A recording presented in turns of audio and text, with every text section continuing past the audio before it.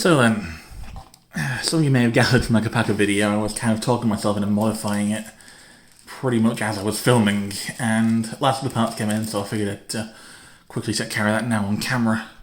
So, phone case full of parts, more than usual I will admit.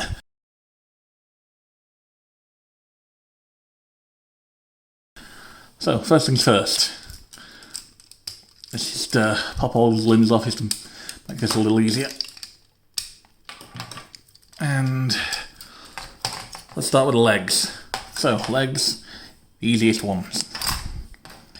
Black pin into the innermost? How do I refer to the outermost? And then one of these boys, a 3-length lift arm into there. That's one lower leg done. Upper leg then. This assembly, which I will try to get to focus on, there we go, and which I will show the build for in a second, because we're going to need 2 of them anyway. Basically this slots in and fills out the leg a little bit from the back. So then, for the other one of those, pin, pneumatic T. These go into the back of the leg. And then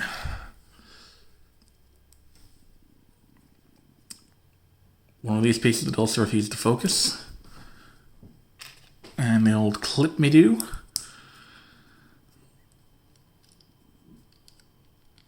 One side goes on. Quickly build the other side.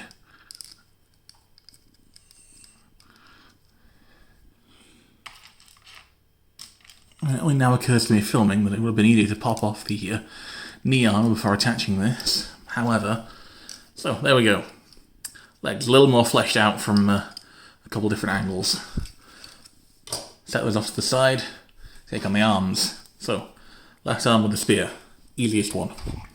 Pop the bottom part off, 8-legged axle, another spacer, plug it back on. So, first and foremost, this is now longer, but secondly, and just as importantly, these are now the same length and can be used as ski poles. I can't resist. So, other arm, the shield arm. Remove the shield from the hand. This blue pin, I think we'll do that later, set it to one side out of the way. And then sub-assembly time again. So, another pneumatic T-piece. This time you're going to want to thread 2 of these half-thickness lift arms onto it. Am I doing this right around? Yep. So, another grey pin goes into the middle. And the end spot gets one of these. So, pin on there. Second pneumatic T goes into there. You may have to fiddle with it a bit to get the 2 T pieces lined up. And then this plugs onto the arm. Into the 2 sockets, if I can get it lined up. And now, hands-free shield. Hand is now free, no longer has to be there. Shield is in what I feel to be a slightly better position, and has no real restrictions on range. So, let's just get the shield into kind of that sort of position. Set that limb off to the side, and okay, I forgot. Okay, so torso is the more complicated part then. First things first, remove the front. We'll come back to that. Secondly, gearbox comes off as well. Thirdly, pull out this axle. Unthread that, unthread that. Thread on one of these little gears. Rethread that, and slide that in. So, exactly the same clearance, but now the shoulder has a little bit more butterfly motion. Secondly, another blue pin into there. Another gear. Onto there. Ever so slightly sturdier. Other arm. Slightly more complicated modification, not very. Another gear.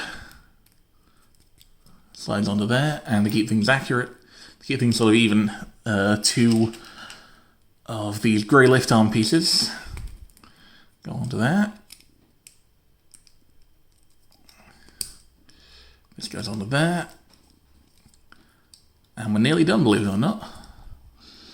Next up then, remove that and replace it with this.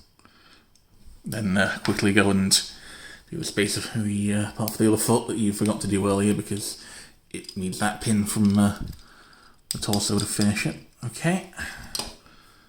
So, finally, the head. Rip off the head. Add a friction extender. Reattach the head.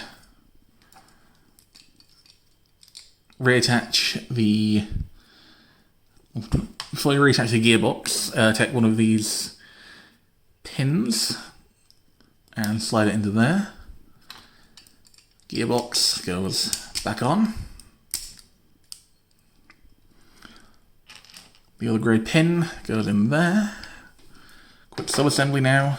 Well, a couple of quick sub-assemblies. Firstly, let's do the chest filler. So,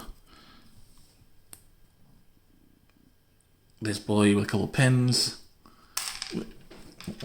Just don't drop the damn pins. And a jumper plate. Stick that on top. Stick that on there. And that acts as kind of a filler piece for the chest. I take one of the lift arms of the ball. Plug it in there. That's nice and secure. Half-length grey lift arm. With a couple of pins. Slide that into there. This goes back on. Chest piece then. And you go on a couple of these little bad boys right here. So for reference, clippy boy, you want the pointy part of the curve piece to be facing like this. Come on, focus, thank you. The slope boy goes on here. Chest piece is now seated slightly further up, and these fold in as little sort of filler panels. So, reattach the legs.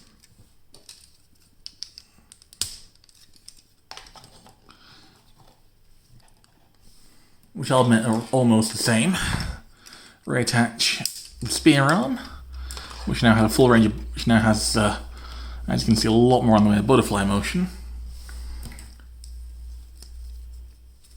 And reattach the shield arm, which now benefits from the hand being free.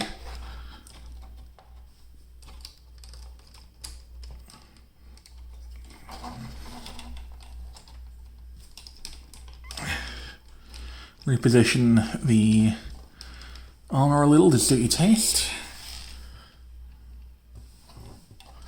And here we go. So, let's take advantage of that butterfly joint just to bring the shield into a slightly better position there. Bring it up that way a little bit. And one slightly modified version of Kopaka, Master of Ice. And through the magic of media, we can get a side-by-side of him here with all the self on the left.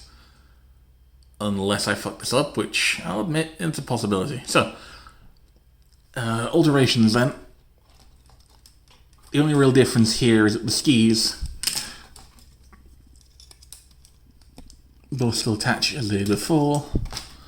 Let's quickly plug those on.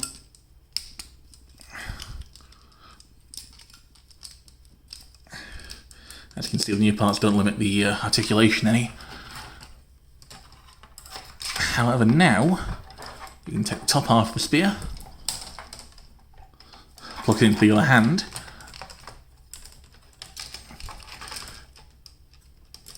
Tuck the arms in a little. And properly go skiing.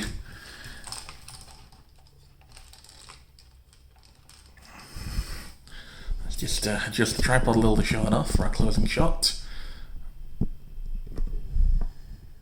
Oop.